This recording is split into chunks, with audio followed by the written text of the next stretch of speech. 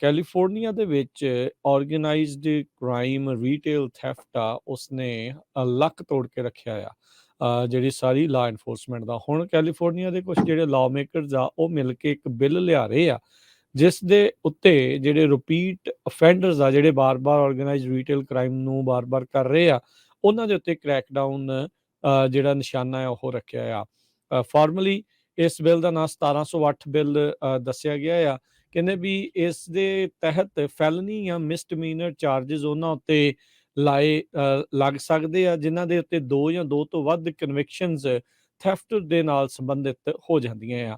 ਇੱਦਾਂ ਦਾ ਹੀ ਜਿਹੜਾ ਪ੍ਰੋਪੋਜੀਸ਼ਨ 47 ਕਈ ਵਰ੍ਹੇ ਪਹਿਲਾਂ ਜਿਹੜਾ ਆ ਉਹ ਆਇਆ ਸੀ, ਜਿਸ ਦੇ ਵਿੱਚ ਇਸ ਦੇ ਵਿੱਚੋਂ ਫੈਲਨੀ ਮਿਸਡਮੀਨਰ ਚਾਰजेस ਹਟਾ ਦਿੱਤੇ ਗਏ ਸੀ, ਜਿਹੜੇ ਇੱਦਾਂ ਚੋਰੀ ਜਿਹੜੀ ਉਹ ਕਰਦੇ ਸੀ, ਤੇ ਉਹ ਚੋਰੀ ਦੀ ਰਕਮ ਆ, ਬੈਂਚਮਾਰਕ ਆ, ਉਸ ਨੂੰ ਵਧਾ ਕੇ ਤਕਰੀਬਨ $1000 ਤੇ ਲੈ ਗਏ ਸੀਗੇ।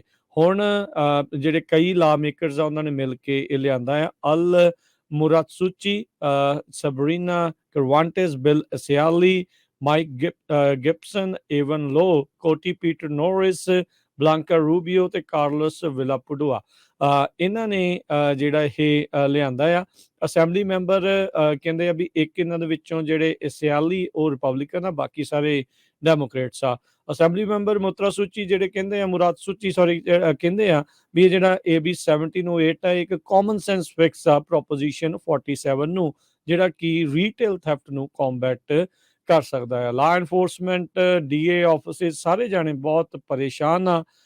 Organised retail crime theft unit special ਜਿਹੜੇ ਆ ਸੂਬੇ ਦੇ ਵਿੱਚ ਬਣ ਰਹੇ ਆ, ਤਾਂ ਜੋ ਇੱਦਾਂ ਦੀਆਂ ਚੋਰੀਆਂ ਜਿਹੜੀਆਂ ਉਹ ਰੁਕਣ। ਪਰ ਇਸ ਦੇ ਵਿੱਚ ਵੀ ਇਹੀ ਮੱਤ ਆ ਵੀ ਜਿਹੜਾ 2 ਜਾਂ 2 ਤੋਂ ਵੱਧ ਵਾਰੀ ਕਨਵਿਕਟ ਹੁੰਦਾ ਚੋਰੀ 'ਚ, ਉਸੇ ਉੱਤੇ ਹੀ ਫੈਲਨੀ ਜਾਂ ਮਿਸਡਮੀਨਰ ਜਿਹੜੀ ਉਹ ਲੱਗੂਗੀ। ਚਲੋ ਐਟਲੀਸਟ ਕੁਛ ਤਾਂ ਜਿਹੜਾ ਆ ਉਹ ਕਰਨ ਵੱਲ ਨੂੰ ਸੋਚ ਰਹੇ ਆ। ਸੋ ਜਿੰਨੇ ਵੀ ਆਪਣੇ ਸਮਾਲ ਬਿਜ਼ਨਸ ਓਨਰਸ ਆ, ਉਹਨਾਂ ਨੂੰ ਪਤਾ ਵੀ ਉਹ ਇਸ ਵੇਲੇ ਉਹਨਾਂ ਦਾ ਧੂੰਆਂ ਨਿਕਲਿਆ ਹੋਇਆ, ਖਾਸ ਕਰਕੇ ਜਿਹੜੇ ਸੈਨ ਫਰਾਂਸਿਸਕੋ, ਓਕਲੈਂਡ, ਬਲੇਓ, ਲਾਸ ਐਂਜਲਸ, ਸੈਕਰਾਮੈਂਟੋ, ਇਹਨਾਂ ਸ਼ਹਿਰਾਂ 'ਚ ਇੰਸ਼ੋਰੈਂਸ ਕੰਪਨੀਆਂ ਨੇ 90% ਇੰਸ਼ੋਰੈਂਸ ਕੰਪਨੀਆਂ ਨੇ ਇਸ ਏਰੀਏ 'ਚ ਸਮਾਲ ਬਿਜ਼ਨਸਿਸ ਦੀ ਇੰਸ਼ੋਰੈਂਸ ਕੈਂਸਲ ਕਰ ਦਿੱਤੀ ਆ, ਨੌਨ ਰਿਨਿਊ ਕਰ ਰਹੇ ਆ, ਜਾਂ ਜਿਨ੍ਹਾਂ ਦੀ ਹੋ ਵੀ ਰਹੀ ਆ ਉਹ 10 to 20 ਟਾਈਮਸ ਮੋਰ ਪ੍ਰੀਮੀਅਮ ਉਹਨਾਂ ਦਾ ਹਾਈ ਹੋ ਰਿਹਾ। ਸੋ ਕੱਲਾ ਕੰਮ ਨਾ ਕਰਿਆ ਕਰੀਏ, ਪੈਸੇ ਨਾ ਕਮਾਇਆ ਕਰੀਏ, ਜਿੱਥੇ ਇਦਾਂ ਦੇ ਵੀ ਇਸ਼ੂ ਹੁੰਦਾ ਹੈ ਨਾ, ਉੱਥੇ ਐਕਟ ਕਰਿਆ ਕਰੋ। ਫਿਰ ਮੁੜ ਕੇ ਕਹਿੰਦੇ ਜੀ ਦੇਖੋ ਹੁਣ ਪੁਲਿਸ ਵਾਲੇ ਕੁਛ ਨਹੀਂ ਕਰਦੇ, ਆਹ ਲਾ ਪਾਸ ਹੋ ਗਿਆ। ਸੋ ਸਾਰੇ ਸਮਾਲ ਬਿਜ਼ਨਸ ਓਨਰਸ ਦਾ, ਜਿਹੜੇ ਕਈ ਵਾਰ ਆਪਾਂ ਐਸੋਸੀਏਸ਼ਨਾਂ ਦਾ ਬਣਾ ਲੈਂਦੇ ਆ, ਫਿਰ ਮੁੜ ਕੇ ਉੱਥੇ ਭੰਗੜੇ ਪਾ ਕੇ ਆ ਜਾਂਦੇ ਆ। ਉਹ ਐਸੋਸੀਏਸ਼ਨ ਦਾ ਮਤਲਬ ਇਹ ਹੁੰਦਾ ਵੀ ਸਾਰੇ ਰਲ ਕੇ ਇਹ ਜਿਹੜੇ ਹੁਣ ਬਿੱਲ ਲੈ ਕੇ ਆਏ ਆ, ਜਿੰਨੇ ਵੀ ਜਿਹੜੇ ਕਾਂਗਰਸਮੈਨ ਆ, ਉਹਨਾਂ ਦੇ ਨਾਲ ਜਿਹੜੇ ਲੋਕਲ ਅਸੈਂਬਲੀਮੈਨ ਹੈਗੇ ਆ, ਉਹਨਾਂ ਦਾ ਸਾਥ ਦਿਓ ਤੇ ਉਹਨਾਂ ਨੂੰ ਕਹੋ ਵੀ ਹਾਂ ਸਾਡੀ ਇਹ ਪ੍ਰੋਬਲਮ ਆ ਤੇ ਇਸ ਬਿੱਲ ਨੂੰ ਪਾਸ ਕਰੋ। ਜੀ।